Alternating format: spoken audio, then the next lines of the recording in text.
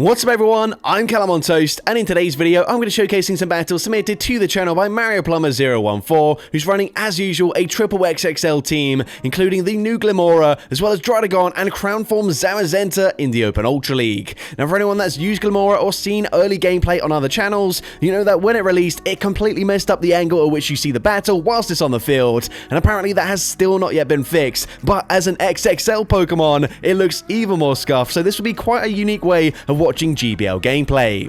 Anyways, yesterday I asked you guys which league you wanted to see, but I have to say I don't really like playing in the Ultra League, and I'm already so bored of the new Championship Series Cup, so videos might slow down just a bit over the next couple of weeks, and I'm sure interest will very much die down, but we are coming towards the end of the interlude season, so hopefully we get a huge announcement for next season at the EUIC next weekend. Anyways, with that being said, let's just get into the question of the day. What is your most unpopular opinion about Pokemon Go or the Go Battle League? Let me know in the comment section down below, and with that being said, let's get into the battles now. Right, so go into the first battle, leading Glimora into Togekiss, and this is exactly what I'm talking about. This looks so odd, but you're going to have to get used to it. You can see we're running Rock Throw rather than Smackdown. This is going to generate slightly less energy, but I guess it does give us slightly better freedom in terms of when we can swap out and throw charge moves and whatnot. Either way, the opponent's going to swap out into a Swampert. They go for Sludge there, which of course is going to hit for neutral damage. We can fire back with a Night Slash, also going to hit for neutral. Night Slash, going to be shielded, and we actually get the attack boost, and that is very nice for us. We're now going to shield here. The opponent does throw straight away, throwing on poor timing, which means we can now farm up to back-to-back charge moves here, and if they shield the first one, we can go for a second one straight away. Night Slash going to be shielded, but actually we anticipate the opponent will be swapping back into Togekiss, so we hold onto the energy. Rock Tomb gets the KO there, and let's see what they want to do. They do have a charge move on the Swampert, so they are going to overfarm ever so slightly and fire off the charge move. Sludge gets the KO from that range. Now, we're going to come in with our Zamazenta, and I think initially we are running Metal Claw as a fast move. Eventually, we swap it out for Ice Fang. I don't know exactly when in the battles. Either way, they're going to come in with their final Pokemon, a Shadow Ampharos. Now, of course, close combat going to hit for huge damage, but it doesn't get the KO there. We're actually going to choose to stay in, not going to swap out instead. Going to allow them to throw a charge move here. Brutal Swing doesn't get the KO. We bank a charge move, and that is huge for us as they get the Mudshot farm down, but we've got Behemoth Bash locked and loaded, ready to throw. It's resisted, but it gets the KO up against the Swampert, and we're able to take that game.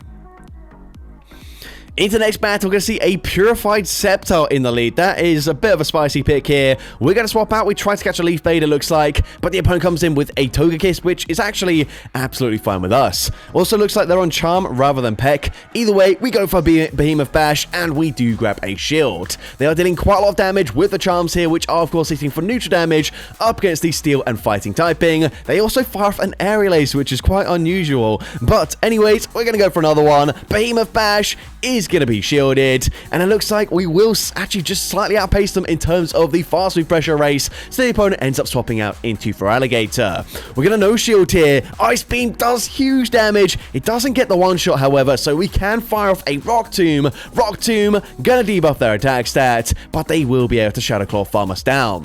Zamazenta is incredibly low, so we have to come in with Glimora. We're going to use our final shield. They're debuffed, but Hydro Cannon would do quite a lot of damage. We're able to get the full Rock Throw farm down. Actually, the opponent swaps back into Togekiss there.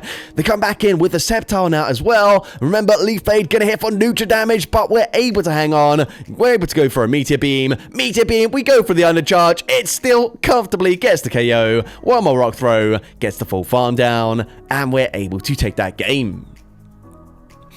It's the next battle, tricky lead matchup for us as we lead into a Cobalion, where of course Rock Throws are going to be double resisted. Eventually we do swap out there, we swap into our Dragon, and the opponent's actually going to swap into a Guzzlord, which is kind of fine with us. We've got an energy advantage, we can go for the Rock Tomb, and now they have to go for a Dragon Claw, otherwise we will reach another charge move. They just bait for a Brutal Swing there, meaning we can go for another charge move, and actually Rock Tomb able to win CMP in this matchup, which is very nice. We get them fairly low, we debuff their attack stat once again, meaning this probably doesn't KO anymore, but it does, however, allow them to farm us down. We're now going to come in with the Zamazenta, and we're still not yet on Ice Fang, so we don't get the full fast move farm down. Doesn't really matter. They're double debuffed, and we completely wall the energy. They come back in with the Cobalion, and we are going to no-shield the first charge move.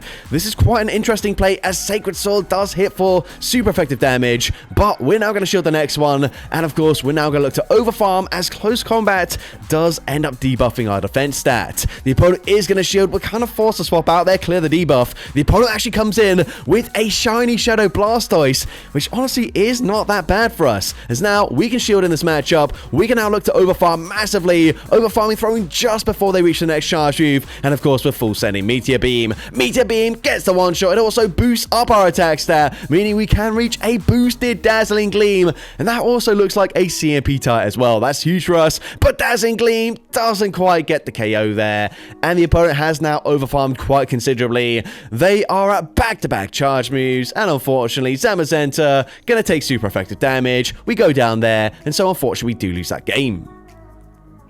But into the next battle, great lead matchup for us. Definitely a very nice thing to see here, as we see a Skeledirge. They're going to swap out into Ampharos, and we're coming in straight away with our Draudigon. Now, the opponent is actually farming up quite a lot of energy, allowing us to reach a Rock Tomb first, and Rock Tomb is going to connect. Of course, it debuffs their attack stat. We're actually going to shield anyways. They go for a Thunder Punch there, so I definitely would have shielded, even if they went for like a Dragon Pulse or something like that.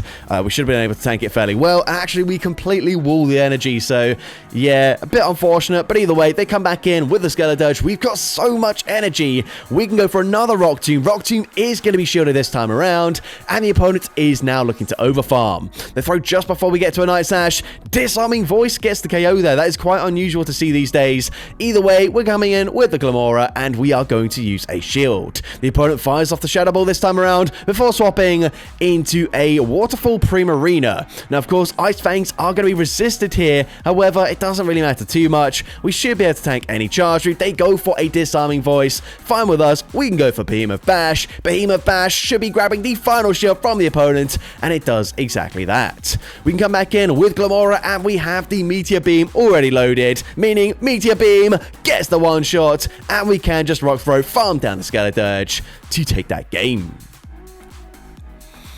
Alright, so going into the next battle, we see Glamora into a Shadow Granbull. So we are, of course, a Poison and Rock-type Pokemon, so not the best matchup for the opponent. They end up swapping out into Shadow Swampert. We're in a pretty good position here. The opponent is going to fire off a Sludge. However, this is a Shadow Swampert, so two Sludges, it looks like, will get the KO. We can go straight for Night Slash. Night Slash going to be shielded by the opponent. Unfortunately, this time, no boost for us. But again, they end up throwing on really poor timing, meaning we can now outpace them to back-to-back Night Slashes here very comfortably. We go for the first one. Night Slash from this range actually gonna grab the final shield, and we can still outpace to the next charge move. Night Slash number 3. Doesn't get the KO, however, but they swap back into Granbull. That is absolutely fine with us. We can come in with Glamora, and I think we just shield once and commit to a full Rock Throw farm down. The opponent goes for close combat there, giving us less farm, but actually it doesn't really matter, as we still come out with a charge move loaded. We can go straight for Meteor Beam. Meteor Beam gonna boost up our attack stat. It gets the KO, and their final Pokemon is going to be a Venusaur. Now the opponent, they probably should have tried to commit to a farm down here. Either way, doesn't really matter, as Zamazenta gonna completely wall the energy. And we've also got Ice Fang hitting for super effective damage. We're actually going to make an unnecessary catch just because we can. We're able to catch onto Draudigon. Frenzy Plant gets the KO there, and we don't actually need to throw a charge move. And as you can see, once they do throw another Frenzy Plant, we actually could have tanked 2 of these, so that catch wasn't necessary. But either way, we get the farm down up against the Venusaur, and we're able to take that game. Into next battle, great lead matchup for us as we see Aurorus. However, we are very slow to get to charge moves with the Rock Throw, and the opponent will actually be able to reach a potential Meteor Beam with their Pokemon. I don't think they farm to it here, but even a Weather Ball is going to hit for neutral damage, and it would do quite a lot of damage there. Now, they come in with a Charm Sylveon, so again, a pretty good matchup for us as we are resisting Charm, so we're just going to stay in, and I'm going to force the opponent, well, I was going to say force them to throw some energy, but no, they actually get a full resisted Charm farm down, which is not ideal for us, but we're going to come in with the Zamazenta, going to no-shield the first charge move. We are going to take neutral damage from the charms here. The opponent is just going to go for back-to-back side shocks, which again, neutral damage, but we can Ice Fang farm them all the way down. They're going to come in with a Goodra, so we're going to go for a close combat. Honestly, I actually don't know how much energy a Behemoth Bash is, so I don't know if maybe that was the better play, or actually, I don't even know the stats for Behemoth Bash, so I don't really know. Either way, we're going to come in with the Druddigon, go straight for Night Slash. Night Slash gets the KO, no boost this time around, but I don't think it really matters. We are going to shield here. It's quite unlikely that they've got Draco Meteor, so we should be able to tank a charge move anyways, and because we choose not to throw, we actually get a full Dragon Tail in for free, expecting them to throw back-to-back immediately, which means now we can go for Rock Tomb. Rock Tomb KOs from that range, and we're able to take that game. Into the next battle, we can see Glamora into a Dragalge. So this is going to be a bit of an awkward matchup here. We are going to swap out. We try to catch an Aqua Tail. The opponent does hold on to the energy before coming in with a Gengar. Now, this should just be a Shadow Punch, so we should be able to tank this. However, what this will do is maybe put us into farm down range eventually. However, not for quite a while, so we can go for Behemoth Bash. Behemoth Bash is going to be shielded by the Gengar, and the opponent committing, no, never mind, not committing to the farm down, but they do have a farm just a little bit before they go for another Shadow Punch. At this point, we're going to come back in with Glamora, and we are not able to go for a full farm down. We're actually going to no-shield this. Shadow Punch is going to do huge damage, but we do get the full farm down. They come back in with Dragalge, and we're just going to no-shield this. The opponent goes for Aqua Tail. That's super effective. It gets the KO. We're going to come in with the Druddigon, and there's no point throwing straight away just because Night Slash won't KO here. So instead, opting for the extra Dragon Tail. The opponent then swaps and makes a really nice catch, though, catching a resisted Night Slash onto Meowscarada. However, we are going to resist the fast move pressure. Night Slash is stabbed, but it's not going to deal that much damage. So we're going to no-shield this. We are now going to look to overfarm massively in this matchup. Gonna actually just bait with a Night Slash here. This is quite an interesting play. Night Slash gonna be shielded, and we get the attack boost, and that is huge for us. Now, we lose CMP, but we are boosted, and we've got back-to-back Night Slashes loaded. So the first one is resisted. It should KO from this range, and it does, but can a boosted Night Slash take out Dragalge? It's gonna be so close, but it does get the KO there, and Druddigon able to take that game. So going into the next battle, we see Glamora into Togekiss once again. So last time I actually noticed they went for an Aura Sphere. I believe Togekiss don't necessarily always run Psyshock in the Ultra League, but the opponent gonna throw straight away once again, and this one that does huge damage. And actually, we can't quite commit to a full fast move farm down here, which is quite unfortunate for us. So we're gonna end up using a shield.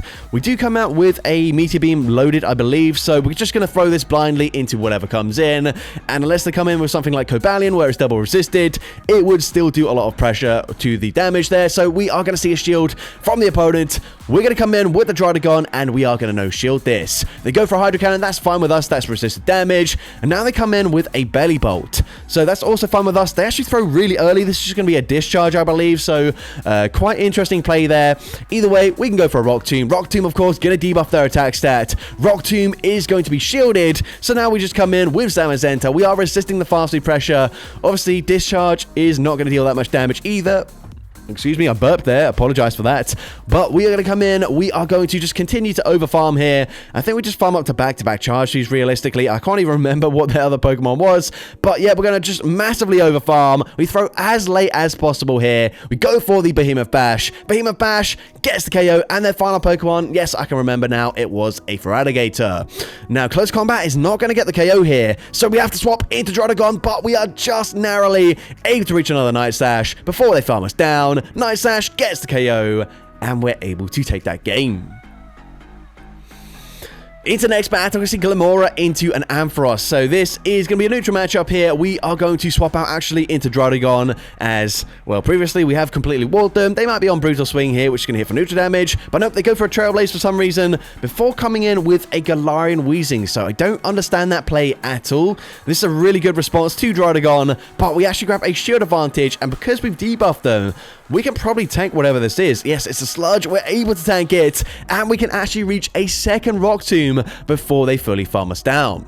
So rock tomb is going to be double shielded, and I've also just realized Weezing is underleveled here, so I don't know if maybe we've been facing other underleveled Pokemon. Honestly, I've not really been paying attention to the CPs of the opposing Pokemon. Either way, I don't have a clue what sort of elo range these battles are at. We are going to no shield. That is going to be a double debuffed resisted play rough there. The opponent, of course, also on sludge, which is resisted, so we can just use this opportunity to go for a huge farm down with those rock throws.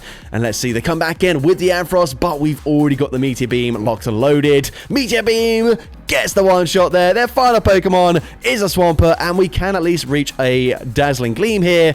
Honestly, Meteor Beam might do more damage. Either way, doesn't matter. Huge damage. We're coming in with Zamazenta, and we're saying, you know what? I dare you to full send an Earthquake. The opponent goes for Hydro Cannon there, likely on sludge as the other charge move, meaning we can just shield this up now. And at this point, Ice Fang will register. It will be taking out the Swampert, and we're able to take that game.